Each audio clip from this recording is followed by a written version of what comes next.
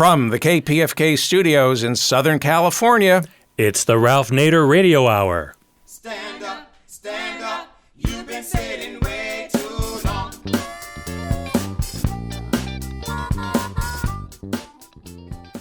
Welcome to the Ralph Nader Radio Hour. My name is Steve Scrovan. As always, my co-host is David Feldman, and the man of the hour, Ralph Nader. We have an excellent show for you today. Later in the show, we're going to be talking to legendary environmental activist Lois Gibbs of Love Canal fame. But before we do that, David, tell us about our first guest. Our guest today comes to us via Skype from the British Virgin Islands. He is Remar Sutton. It's hard to know where to start. Mr. Sutton has led an eclectic and stimulating life. Many of his adventures, from staging the first American football game in Europe to writing mystery novels to authoring a widely syndicated Washington Post column and undertaking a quest to become a hunk, have been the subjects of books and articles. Mr. Sutton's life story was even optioned by TriStar Pictures. He founded the Privacy Rights Now Coalition and the Consumer Task Force for Automotive Issues. He has also served as an editorial associate of the Paris Review for 15 years. Mr. Sutton is the author of a series of books entitled Don't Get Taken Every Time, which are consumer guides to buying and leasing cars. Welcome, Remar Sutton. Well, Steve and David, thank you for having me. Thank you for being with us, Ralph Nader. Remar Sutton, I've known you for many years. You're a dynamo. You led the way in organizing against the compulsory arbitration racket that takes people's rights to go to court when they're injured or when they're defrauded, which is something no government can do under our Constitution, but credit card companies and a lot of other companies, auto leasing companies and hospital companies, they can basically say, you got problems with us, patients or consumers? Go to compulsory arbitration, a rigged system, and you can't go to court. And now you're on to a major area which has interested me for years, and that is all these banks and financial institutions have been promoting financial literacy for our young because they think our young aren't spending their money right or they're going into deep debt. That's their statement. And so they've talked about Financial Literacy Month being April. And you founded something called the Foolproof Foundation, a Walter Cronkite project, and you call it a joke. And you've got a complete alternative that's already succeeding in schools such as in Oklahoma. Why don't you explain all that? But start with the ripoff that led to your counterattack with a curriculum that we'll talk about right after that. Well, Ralph, speaking of the ripoff that happens when it comes to mandatory arbitration or the education ripoff, you've got two ripoffs going on. No, this is the education ripoff. Well, this is what's happened, and I guess you can expect these things like this. Financial literacy, knowing how to spend money wisely, obviously is something adults and young people need to know. But particularly young people need to know it in a very sophisticated age of marketing and advertising, where an advertiser spends $10,000 a minute on trying to reach a young person and sell them something. The problem has been that financial literacy education in this country has been shaped by the very businesses who really make money if a young person makes a mistake with money. Virtually all of the money that goes into financial literacy programs and initiatives comes from banks, credit card companies, other big national finance industries who really only do well if we make mistakes. So it presents an inherent conflict of interest. And it's insidious. I don't think these businesses are saying, let's ruin young people. But frankly, unfortunately, the way that the world operates, that is what is happening with this.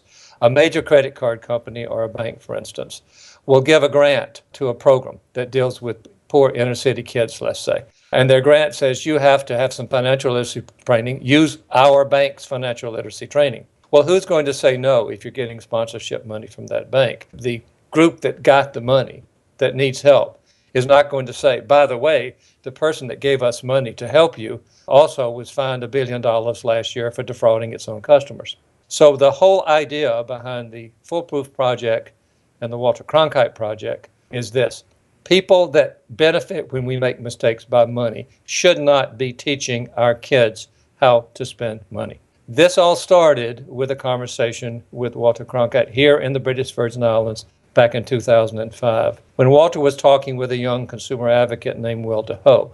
The discussion was all about this very issue. Why do kids, even bright kids, make so many money mistakes? And after doing a lot of research, reading a lot of research papers, we found out a pretty simple thing. What is taught now, since the money for the teaching comes from the financial industry, is the technical skill of money, the difference in a stock and a bond. You're never told this. A young person is never told a credit card can destroy your life if you don't know how to use it. You'll never see in a program sponsored by a credit card company, for instance, as part of their financial education, you will never see a credit card program say, never finance with your credit card, pay it off every month. The same thing when it comes, there's a program by some American automobile dealers about how to buy a car. You and I probably know better than most. It's not a good idea necessarily to ask car dealers how to buy a car.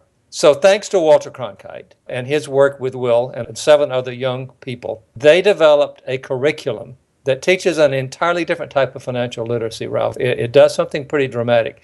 It says you must become a skeptic. You must doubt every ad.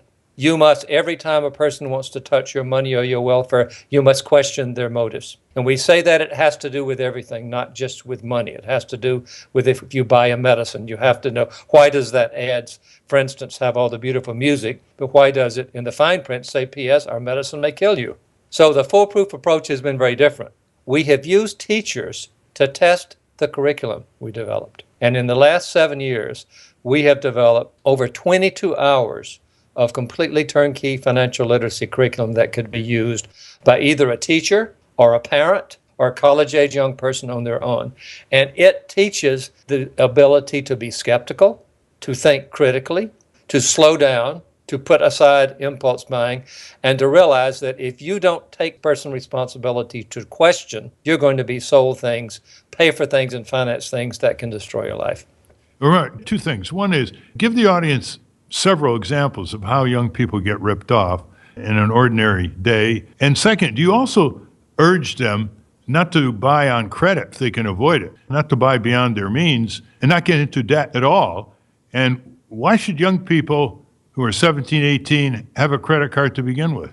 Well, I think that in a way they probably should, Ralph. I think that if they're taught how to be responsible, a credit card can be a convenience. We unfortunately live in a society when it's very hard to live without some type of credit mechanism. You reserve a car, you're going off for a night, you need to get a hotel room. So the ugly reality is we're there. The question is, can we break this addictive habit? This is the way that young people are caught. Look at all the ads aimed at college young people from credit card companies. Take your spring break vacation. Go buy this thing today. Do this. The entire purpose, of course, of advertising from a credit card company is to get you to charge more each month than you can pay off. I'll give you another very specific example. Have you noticed how many credit card companies are advertising for you to use your credit card for that small charge at a local convenience store? There's a very specific reason. If you go in and pay cash in a convenience store, you spend on an average of about $3. If you go in and use your credit card, you spend on average about $10 just because you used your card.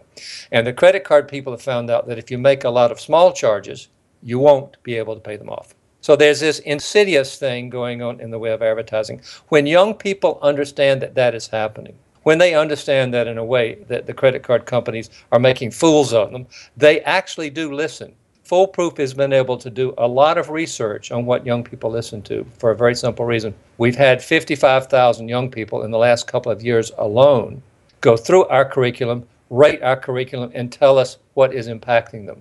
And we're seeing that if you say to a young person, here's what's really happening when you see that ad. Here's what's really happening when a bank wants to finance a car that you cannot afford. They do listen to that, and they begin to make sense. The other thing, Ralph, none of the other financial literacy programs tell you this. Your life, whether you like it or not, as a young person, is going to be ruled by credit. And if you mess up your credit at 18, and there are bankruptcies, Ralph, about 2 million a year, of kids who are 18 and 19 years of age. If you mess up your credit at a young age, you may not be able to get a job at a McDonald's. You certainly will not be able to get the job at a business you want. Virtually all businesses now are doing credit checks on you before they hire you.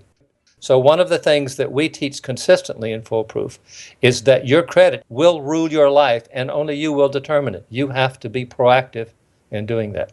And Remar, Foolproof, just to alert people, there's no agenda here for Foolproof. It's free. You're not selling them anything. You're providing a curriculum to the schools free. You want to elaborate on that? Sure, right. There's no cost whatsoever. Foolproof has so far been underwritten by 56 small credit unions. We're even moving away from credit unions. Credit unions are not-for-profit banks, but they're not perfect either. We found some good ones who will stand away and have given money to help us get the curriculum out there. But Foolproof has no agenda. We have no ads. There's no ad for nothing. The only agenda is advocating for the young person. And Ralph, what's important here, there's not only a curriculum for teachers, there is a curriculum for colleges to use in freshman orientation. Most kids become ruined with their money in college. Most kids drop out of college, Ralph, not for grades, for money. So all this impacts everything that's happening in a young person's life. And fortunately, because the money from the banks, from the big national banks and the credit card monies is so massive, it is very hard to overcome this. That is why we launched the Walter Cronkite Project in April at Financial Literacy Month to say, we need help from you who, we don't have millions of dollars to spend. We need your help to get word to teachers and to parents and to school administrators that there is an alternative to the curriculums that are out there right now. And Remar, couple quick side questions. What do you tell them about debit cards, and what about universities and colleges collaborating with credit card companies right on campus and taking a share of the loot? Well, they do it all the time. I'll tell you a worse thing, Ralph. This has now been stopped, but until 3 years ago, on most campuses in America, a credit card company was allowed to set up a stand in the cafeteria or where the kids hang out that said this: take a free credit card and we give you 2 free pizzas, even though you don't have a job and you have no income. Here's an interesting fact. We wondered, why would a credit card company want to give a credit card to a person they know can't pay for it? Do you know what the answer is? What? Pretty stunning. In testimony before Congress some years ago, a vice president of one of the big credit card companies said it was actually pretty simple. The credit card company, owns a subprime lending company, so that when the kids can't pay their credit card bill and they default on their loan, that loan is turned over to a subprime lending company of the credit card company, and of course the credit card company makes more money. Remar, what about debit cards? And name some of these credit card companies. This is a program that names names. Name some Sure. of the big banks that operate this way. But Well, what about right. debit cards?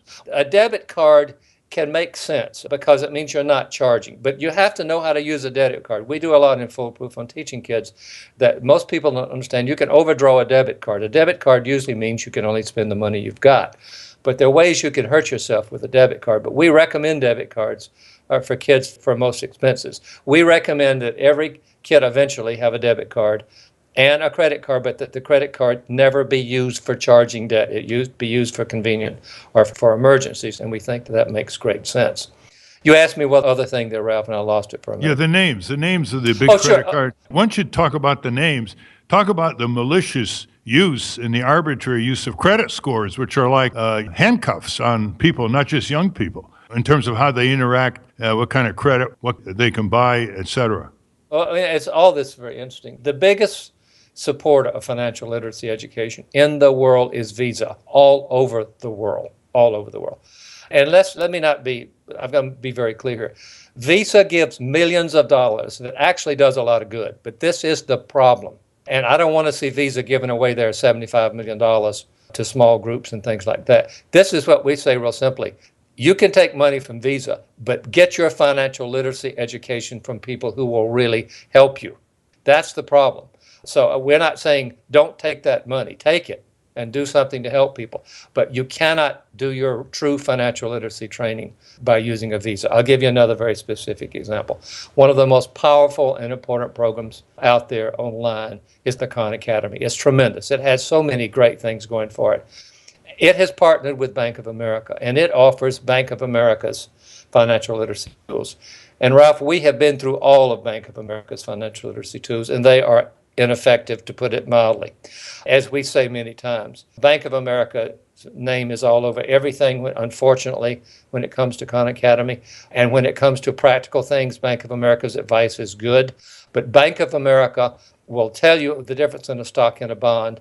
It will tell you how to get out of trouble if you're in financial trouble, but it will never say this. One of the reasons you're in financial trouble is because you didn't deal smart with us when you dealt with Bank of America. And you will never see, for instance, on a site that Bank of America is sponsoring saying this. Before you deal with any bank, go and see if that bank has paid any fines for fraud in the last year or two. Bank of America has paid billions in fines for creating fraud against its own customers. Name another half dozen companies, credit card, banks. Well, actually, I can't even be frank with you, Ralph. I'm not good on naming them all. Bank of America is the biggest because they are the 800-pound gorilla. Citigroup? All the national banks have some type of financial literacy training. Virtually all the big financial companies support some type of financial literacy training. Wells Fargo? All of them do have some type of financial literacy training. It's very important to give names. It's very important to give names so people can veer away from these institutions.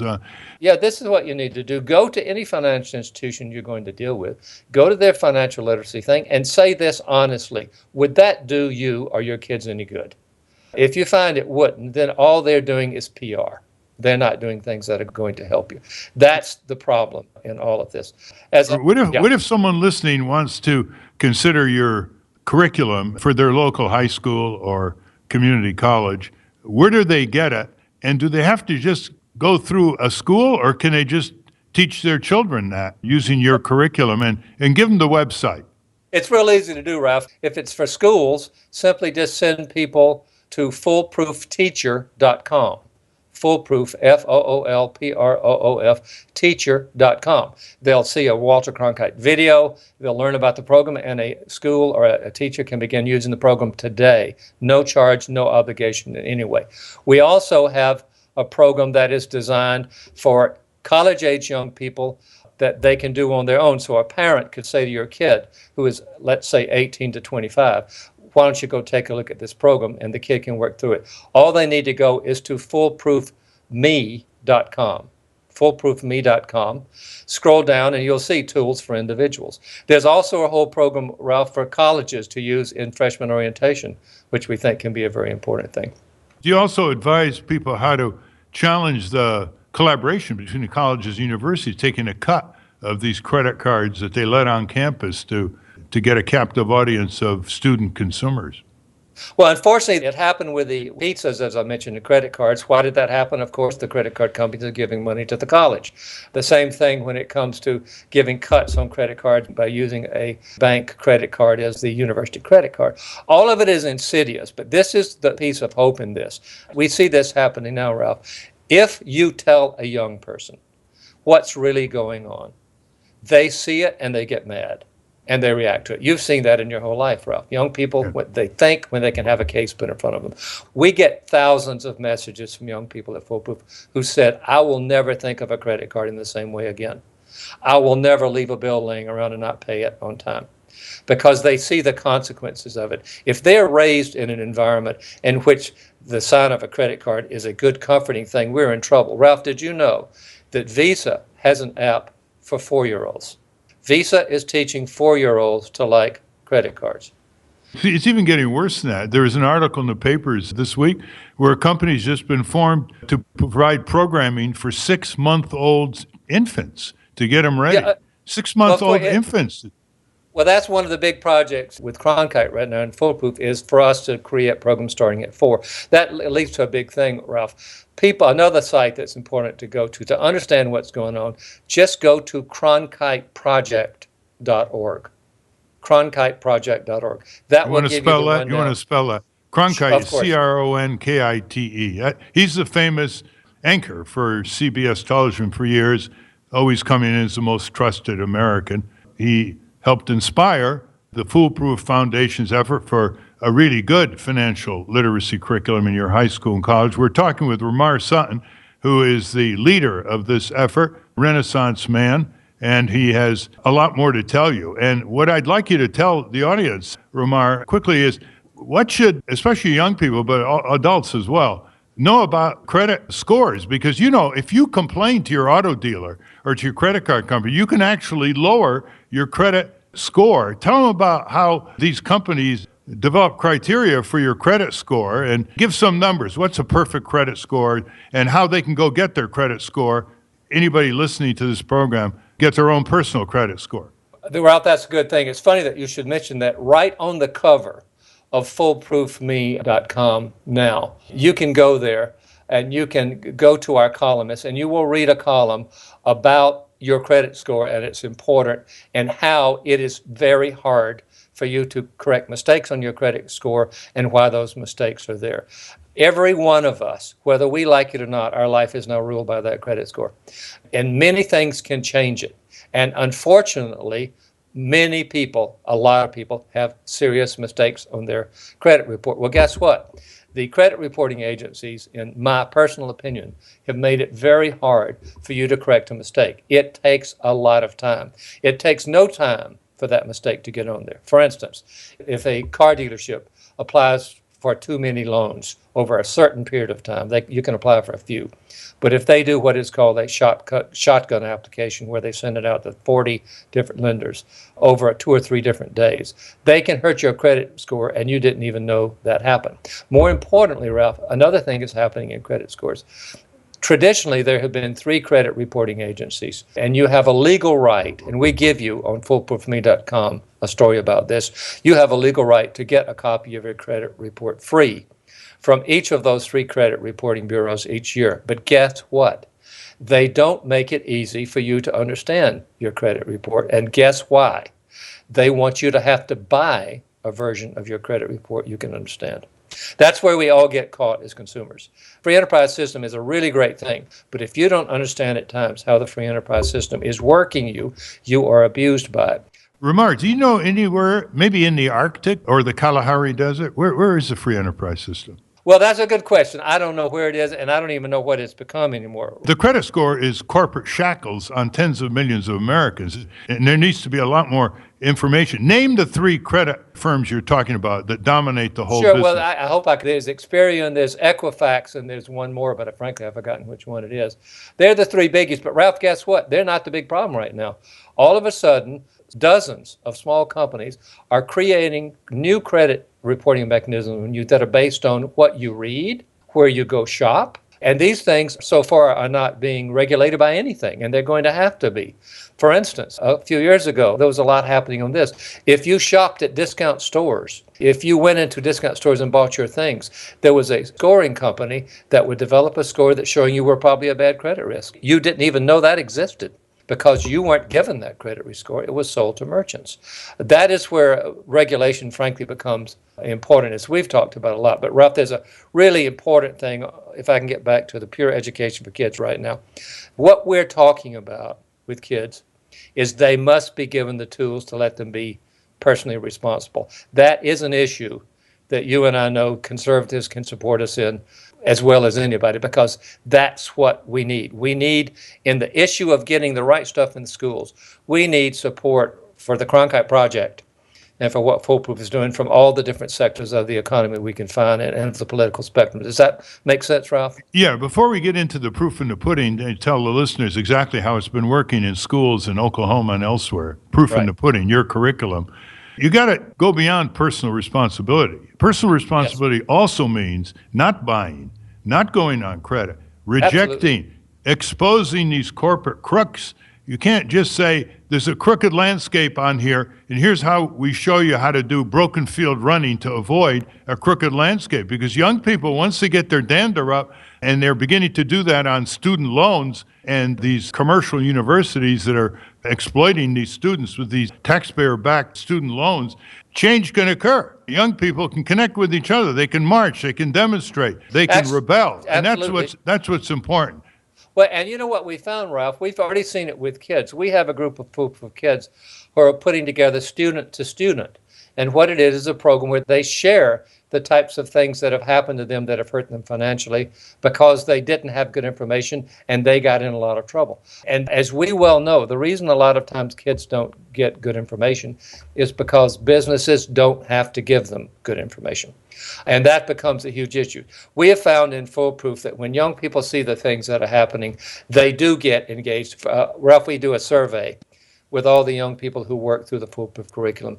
Last week, I was looking at the results from 38,000 kids who had finished some of our modules. 78% of those kids were recommending that one of their friends go through the Foolproof curriculum. And that's kids who are not normally looking for more homework to do. So we think that's powerful. Include minority kids in inner city, in Tulsa and elsewhere? All over the place, and we might want to talk about that. Tell the listeners the proof in the pudding question. In other words, how is it working in what schools now, your curriculum? Well, the curriculum is doing pretty well. Last year alone, high school students made 24 million page views of our curriculum. That's a pretty stunning number. That was all done by teacher word of mouth in one state, in our test state of Oklahoma. I might add, a very conservative state. In Oklahoma, last week, 29,000 kids were going through our program. In the last month and a half, 50,000 kids in Oklahoma have been going through our curriculum. And I might add, in Oklahoma, there are entire school systems that require every kid before they graduate to finish all 22 hours of our curriculum. There's a great high school in Tulsa called Union High School. All 1,000 incoming students at that high school are required, all of them, to finish all 22 hours of our curriculum before they can graduate from high school.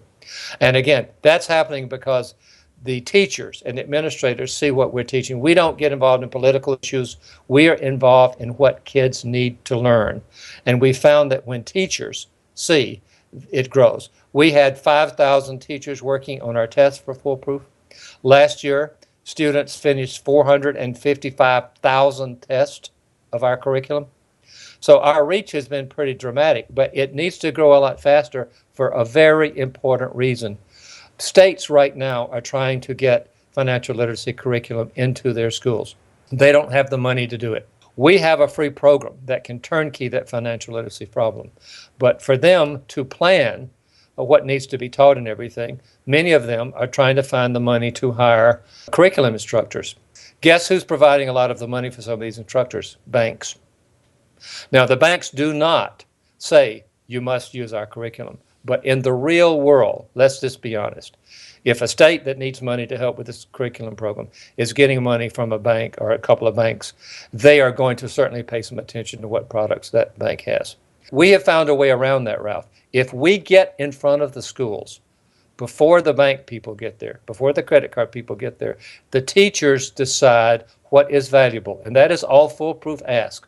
We don't say throw away everything. We say compare what we offer your kids versus what other programs offer them. Remar, running out of time, quick question answer. Why am I not reading about this in the Wall Street Journal, the Washington Post, New York Times? If such a success story, and they have a lot of space they develop to all kinds of business news, innovative news, what works, what doesn't, education, why haven't I read about it? Well, Ralph, it's awful to say. As we well know, press is impacted by where the money is and where the money goes to the press. And that hurts. And we don't have influence, Ralph. The only influence we have are teachers and people like you and parents and people who care. When you're spending the money that banks and credit card companies spend with the big media, let's be honest, it does impact what they cover at times. We see that all the time. So that's why. Also, we don't see the damage. You don't know. Most people don't see when a kid doesn't get a job because he's got credit problems. Most of us don't know when a 35-year-old will never be able to buy a house because he's ruined himself financially for the last 10 years. All those are injuries we don't see till it hurts the economy. Well, have you been attacked by the banks or the credit card indirectly, subtly, the way you were attacked by the car dealers when you went after them for the credit unions? Well, you know, we have not been yet. This is what we would like, Ralph. We would love it if Bank of America would feature Foolproof's curriculum when they offer curriculums. We would be honored if Khan Academy would offer Foolproof's programs for free next to Bank of America's programs. We would provide Khan Academy a complete suite of all our things customized for them for no charge. We would be honored. So we would like for people at Khan Academy to help us. And that's KHAN Academy. Yes. You have the website for them so people can go and urge you? Actually, it's khanacademy.com, I think. It's a magical way to learn a lot of things. And they have taken the money from Bank of America and are doing good things with it on other programs. But we have not been able to get to Khan Academy to talk with them. We would like to offer, I think, same thing when it comes to any of these programs. If the banks, if the credit card companies are really wanting to help kids, why don't they, along with their programs, offer Foolproof? They haven't criticized you yet publicly? No, they have not. And frankly, it's hard to criticize how we teach. It is unbiased. It is right. It's developed by teachers, not by people running around and doing. And it works. and it's free, and you don't give the names of the students into any data bank. No one at all. Our program is driven upon ethics, and I believe any teacher that's worked with our program will tell you, this is what we hear from teachers, Ralph. This is what young people need to learn. Okay, you've been listening to Remar Sutton, Renaissance Man. Give the audience the contact numbers once more for the Foolproof Foundation curriculum for your students. Real simple. Just go to cronkiteproject.org or just go to foolproofme.com. Foolproofme.com. Both of those will take you right to any of our programs you want. Thank you very much, Remar Sutton. Thanks, Ralph. We've been speaking to modern Renaissance man and director of the Foolproof Foundation, which is a not-for-profit financial literacy curriculum, which is available to schools and individuals for free at foolproofteacher.com or foolproofme.com. You can also go to cronkiteproject.org. You're listening to the Ralph Nader Radio Hour. We will be back right after this.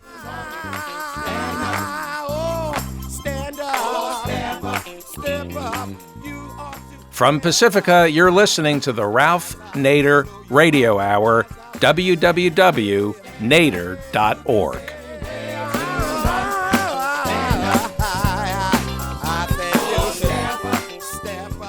Welcome back to the Ralph Nader Radio Hour. My name is Steve Scrovan, along with David Feldman and Ralph Nader. And for more, we were talking to Remar Sutton in the earlier segment about financial literacy in the Foolproof Foundation. Ralph has written a Huffington Post piece on that just came out a couple of days ago. So check out the Huffington Post. I think it's on the front page, more about financial literacy. But now we're very honored to have on the line someone who I've heard about for a long time, and just tell you a little bit about her. In the spring of 1978, a 27-year-old housewife, Lois Marie Gibbs, discovered that her child was attending an elementary school built next to a 20,000-ton toxic chemical dump in Niagara Falls, New York. Now, desperate to do something about it, she organized her neighbors into the Love Canal Homeowners Association. Her community organizing efforts eventually led President Jimmy Carter to deliver an emergency declaration which moved 833 families from this dangerous area and signified victory for the grassroots community. And on the heels of that victory, Lois created the Center for Health, Environment, and Justice, an organization that has assisted over 11,000 grassroots groups organizing technical and general information nationwide. She is the winner of numerous environmental awards and was also the subject of a CBS TV movie entitled Lois Gibbs, The Love Canal Story. We are honored to have her joining us today. Welcome, Lois Gibbs. Thanks for having me. Yeah, welcome from me, Lois Gibbs, because I saw you up in the Love Canal area when you got started, and you really wrote the textbook case of how an outraged citizen protecting her children, working with the neighbors to protect their children from toxic chemicals in gaseous and liquid form, sometimes going right into their homes from this notorious waste dump that was created by a chemical company that has long gone from Niagara Falls, and how you took it right to the national level. You organized thousands of little groups around the country who are defending their families from these cancer-causing and other disease-causing chemicals. And I remember I would go to your every 2-year convention in the Virginia suburbs, next to Washington, where your office is, and you did something quite different. You not only talked about the dangers and you named the chemicals by name and the location and the companies, the sickness and the leukemia, child leukemia, but you also had these leaders of these anti-toxic groups stand up and talk about their victories. And that was really impressed me. And I just want you to spend a minute or two on how things are around the country and how the perils are and whether there's adequate enforcement by the federal and state government. Just give people that landscape. But then I want to have you give me some examples of victories and how they were secured by people who had no power other than the power of knowledge and their determination to protect their families and neighborhood. Well, thanks, Ralph. Yes, we have worked. Actually, it's not with 11,000. It's now 12,000 groups across the country, and it's really exciting. The vast majority of the groups we work with have won more than they lost. And it really speaks to our ability in this country to, our democracy to be able to stand up, to speak out. And these people do call people out by their name, by their company, at their shareholders' meetings. And it's a very exciting effort all across the country. And, we've worked with groups that are low income, groups in the South, for example, where even today, as we move forward, women's rights haven't quite made it there, where women will get together and they say, oh, we can't picket, we can't protest the governor when he comes to stop this landfill from coming in. But they could do a parade. So they organize themselves a protest parade, and they protest against the governor through their parade with their little bicycles and their tricycles and their baby buggies and their signs, and they won that fight. They absolutely won that fight. Where was that? That was in South Carolina, and it was a proposed facility, a dump site that was going to poison their aquifer, their drinking water supply, and their air. In Georgia, people think, well, you can't make a difference in this world. We can't do anything. In Georgia, there was a large group of African-American low-income families. They used to be cotton farmers. They used to go out in the field and pick the cotton. Well, we don't grow cotton anymore. We don't do anything with cotton anymore in this country. So these folks are all unemployed, and they're trying to live off the land, and they have no money. But more importantly, they're also subject to a lot of the racism and classism stuff that happens in this country. And they said, we can't stand up and speak out against this radioactive nuclear power plant they're trying to put in Shell Bluff. We can't do that because they cut our tires, they burn our houses. And this is today, Ralph. This is not 100 years ago. This is like last year. And we worked with those groups, and we said, yes, you can. You can do something. You can speak out as long as you do it as a group. And they went to a government meeting of the Nuclear Regulatory Commission to speak out against it. But they were scared. But they stood together, and they had their preacher go up to the podium as the first speaker. And as he went up to the podium, he stood up and he began to sing a Bible hymn. Well, Georgia is part of the Bible Belt. And when he started singing the Bible hymn, the 250 people in that room that the folks brought out all stood up and started singing this Bible hymn. And then the industry, because in the South, everybody must stand up when you sing a Bible hymn.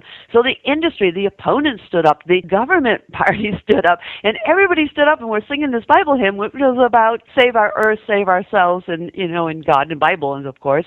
And it was so empowering. So here are people who thought they had no chance of making a difference, yet standing together, 250 of them singing the Bible hymn. It was the first time they felt empowered in decades. What happened?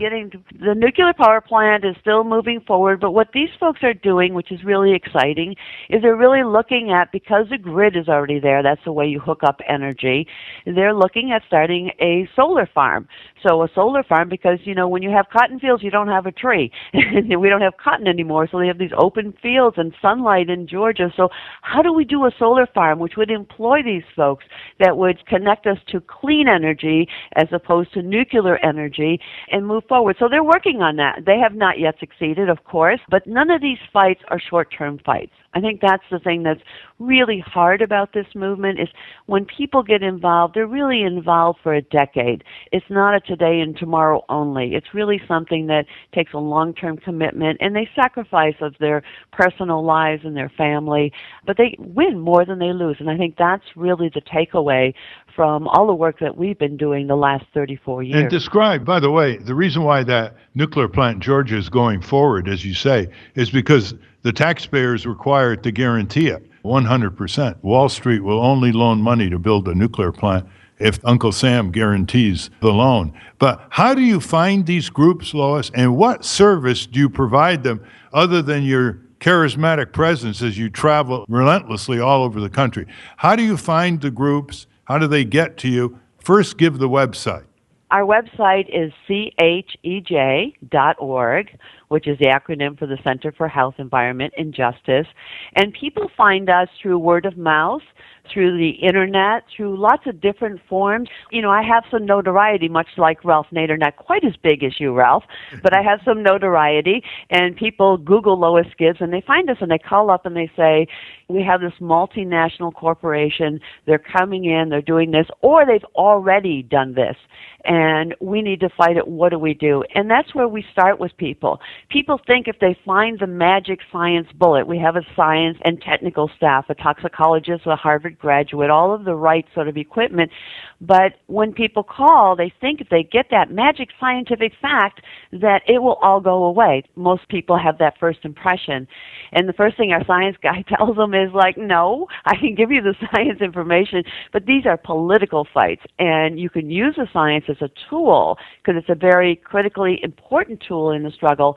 But these are political fights, and what you really need to do is organize yourself. So then we move the leader from a question about benzene or some compound that they're exposed to or will be exposed to how do you organize? How do you do this? And I go right back to 1978 when Ralph and I were in my own backyard. How did I do that? Well, the first thing you do is you write a simple flyer, and then you knock on doors and you talk to people. And I lead people through that process, and they say, oh, I can't do that. I say, well, of course you can. If I can do it, anyone can do it.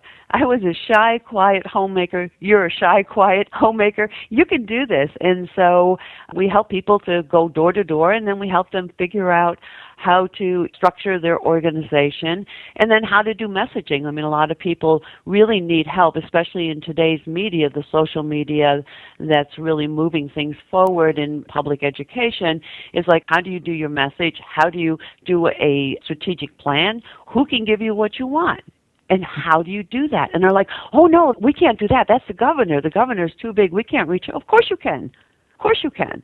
Let's talk about how do we make the governor react to you, and what do you need to do? Go to a $1,000 plate dinner. Stand outside a $1,000 plate dinner. Every donor that goes in, tell him you're going to threaten his or her campaign if he doesn't pay attention to you.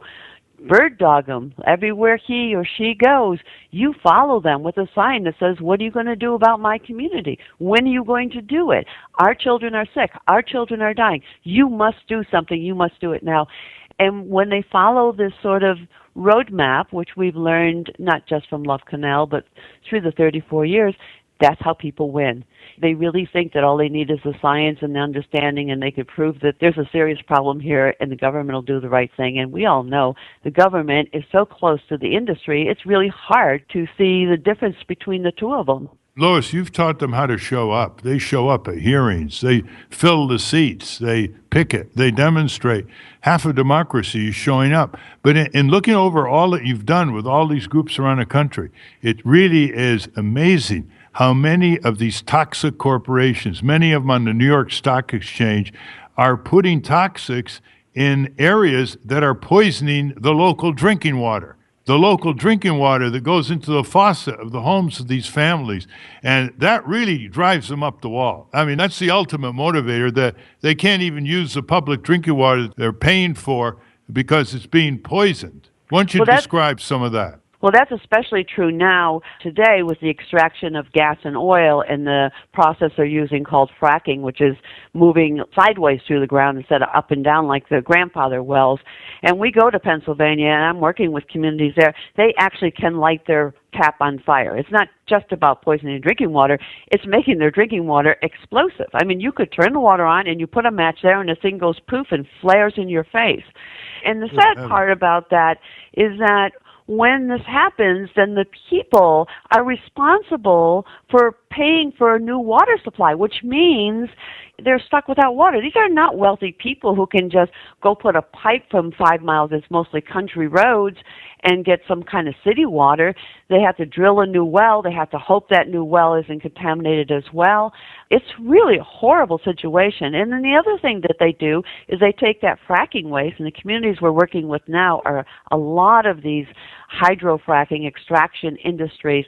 They take the waste from that and then they inject it into the earth. So talk about poisoning groundwater.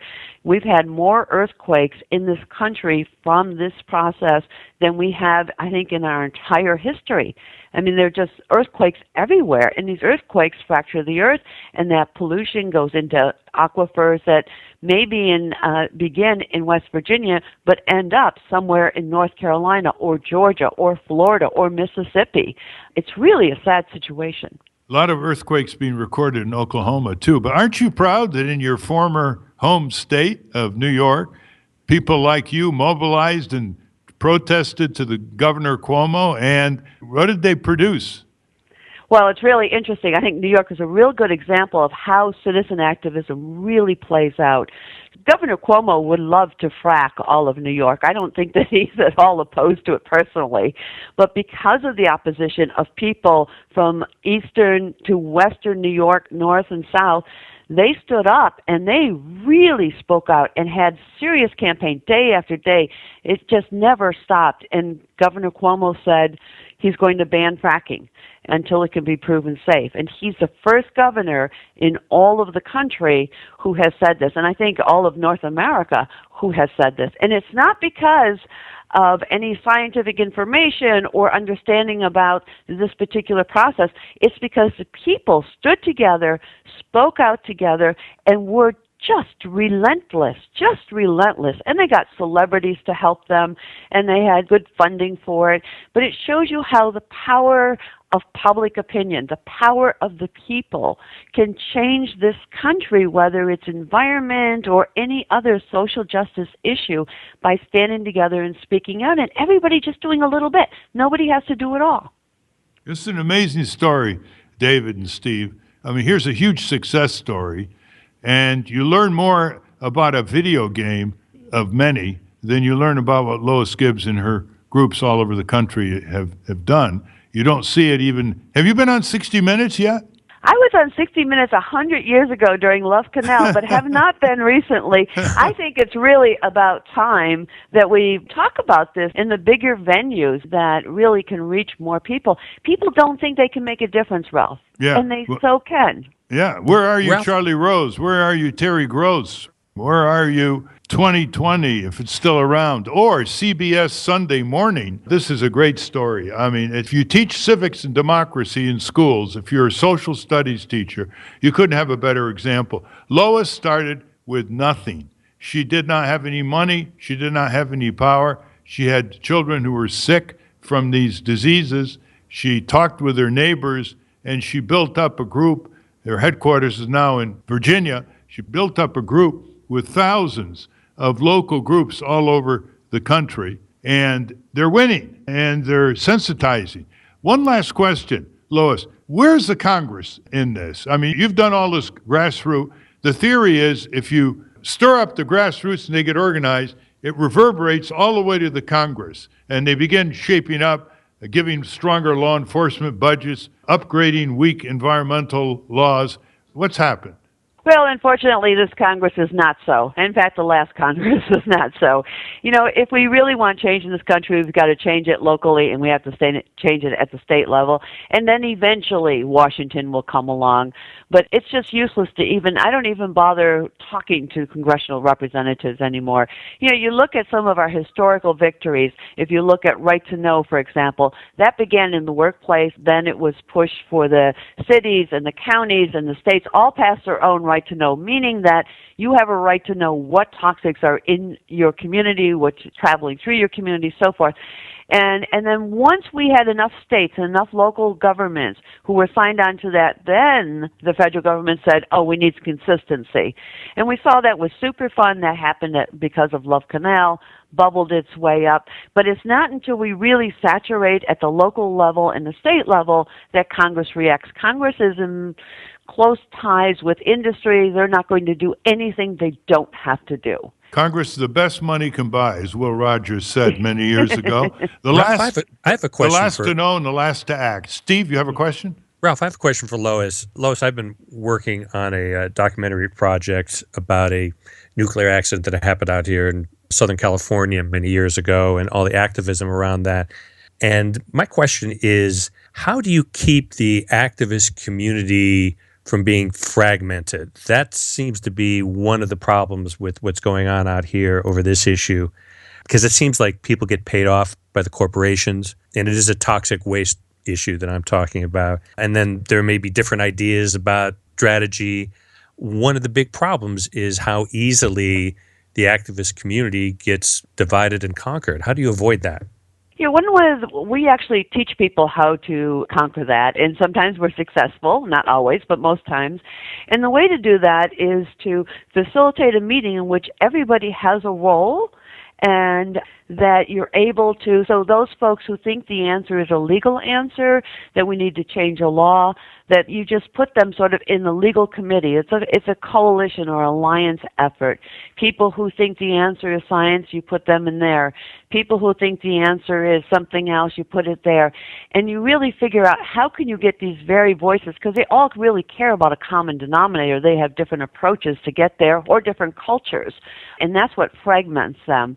And to really talk about how, really pulling people together and putting it on the table and forcing people to have honest conversations about, I don't like this person because X. And well, okay, you don't like that person because X. Nobody said you have to invite them to dinner. All you have to do is figure out how to move forward in a way that is collaborative. So we just did that actually with a group along the Ohio River Valley. So it was Ohio, West Virginia, Virginia, and Pennsylvania, really looking at how can we work together and stop fighting with each other. And it's always a very fragile relationship, but I think the key is acknowledging where people are coming from, not everybody having to agree on the same approach, the same strategy, but rather a strategy that includes all of the approaches and the different types of strategies to win the bigger picture. So it's a hard thing to do, and you have to certainly monitor and nurture that relationship, but it's really about respect for the different pieces and figure out the commonality of those pieces to win the bigger pie. Is that what you had in mind, Steve? Yeah, well, it seems to me that people who are drawn to this and are good at this, they're strong-willed and can be prickly, and dare I say the word unreasonable, Ralph. Yeah. And having all of those people, strong-willed, prickly personalities together, and to hold them together for years, that seems to be a difficult task. Well, the other problem is that you have the old guards there that, have been there for years, that have been working on this for years. And sometimes when you have people there in the same place working on it for years, there's a culture is established just by the folks coming together, and they behave a certain way, and it doesn't invite new people in. And I think the thing that really changes that dynamic is when you can get new people in there who are introducing new ideas. I know, for example, I work a lot with the activists around nuclear issues, whether it's a nuclear power plant or old waste streams and stuff like that. And I find that the historical nuclear activists are very different than the activists today. And what they clash over is that cultural difference about how do you get things done and how do you talk about this stuff.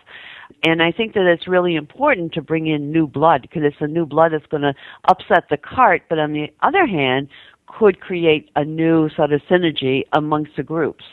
This is a very important subject that Steve raised. You have to confront that. We all have to confront the personality differences, the timing differences, what to settle for, how hard to make the language, and so on. Anyway, we've been talking with the great Lois Gibbs. Lois, tell the listeners again, slowly, how they can reach you, and then we're going to have to wrap it up, unfortunately. Well, people can reach me by going to our website, which is chej.org. Or they can call us at 703-237-2249. And on our web has lots of resources that are free for people who want to organize or strategize or do community building efforts. I'm all for telephone numbers. Give that again, slowly. 703-237-2249. Thank you very much, Lois. It's been a pleasure, and we'll have you back soon. Thank you, Ralph. Thank you, Tim. We've been talking to Lois Gibbs, legendary environmental activist who has an organization which you can reach at chej.org or 703-237-2249. You're listening to the Ralph Nader Radio Hour. We're going to be back with some listener questions after this.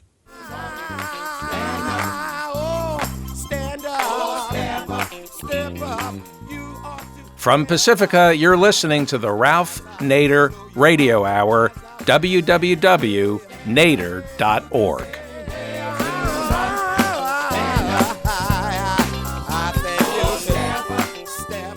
Welcome back to the Ralph Nader Radio Hour, nader.org. If you would like Ralph Nader's weekly column delivered to your mailbox every week, go to nader.org and sign up for that. And don't forget to subscribe to this show as a podcast by going to iTunes and Stitcher. we're going to go to listener questions. If you have a question for Ralph Nader, you first have to like his Facebook page, and then you can ask away, just like Melissa Avakilis asks, Ralph, when are you going to follow up on your threat to take the CEO of United Airlines back in front of Congress to answer for his lies? I think what Melissa's referring to, David, is a 2010 congressional hearing when the heads of United Airlines and Continental wanted to merge, which they have done since.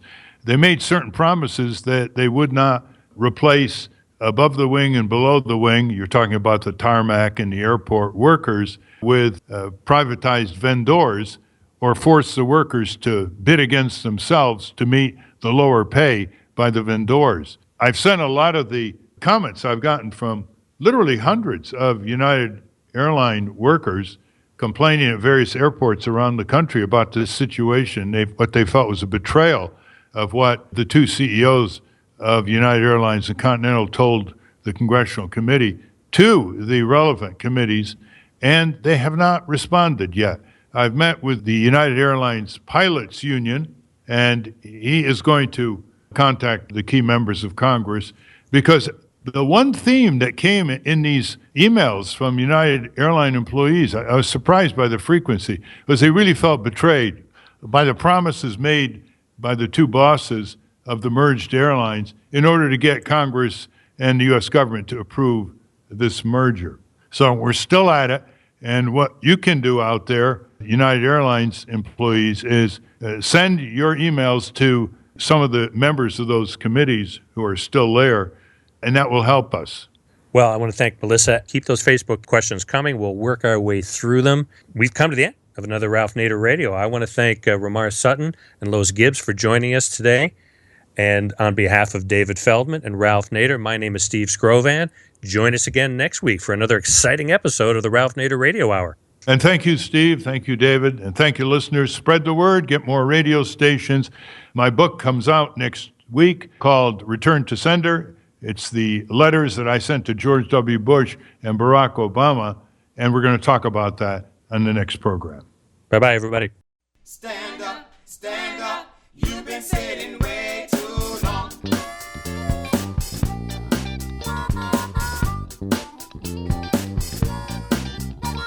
Thieves in the temple, too much money changing hands.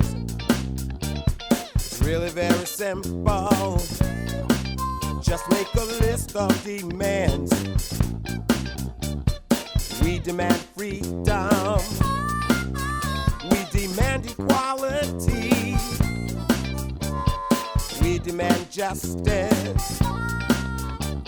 It ain't gonna happen until folks like you and me just stand up. Well, you've been sitting way too long.